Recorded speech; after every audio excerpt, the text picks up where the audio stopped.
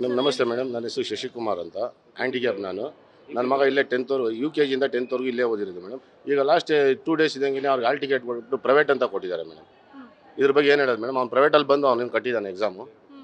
ಅವರು ರೆಗ್ಯುಲರ್ ಅಂತ ಕೊಡ್ಬೋದಾಯ್ತಲ್ಲ. ನೋಡಿ, ಹಾಲ್ ಟಿಕೆಟಲ್ಲಿ ಅವ್ರು ಏನಂತ ಕೊಟ್ಟಿದ್ದಾರೆ, ರೆಗ್ಯುಲರ್ ಅಂತ ಕೊಟ್ಟಿಲ್ಲ,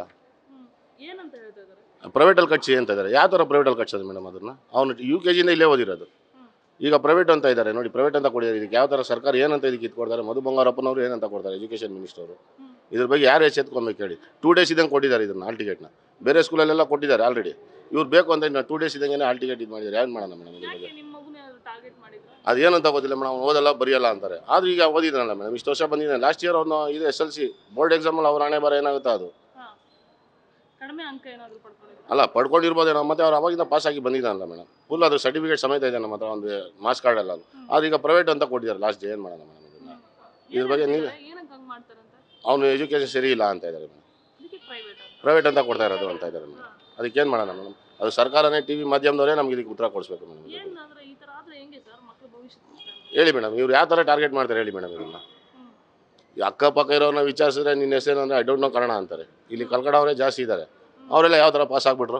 UKG ಇಂದ ಪಾಸ್ ಆಗಿ ಹೆಂಗೆ ಬಂದರು? ಅವರೆಲ್ಲ ರೆಗ್ಯುಲರ್ ಹೆಂಗೆ ಬಂದರು? ನಮ್ಮ ಕನ್ನಡದವ್ರು ಮಾತ್ರ ಮಕ್ಳು ಇದಾಗಬೇಕಾ?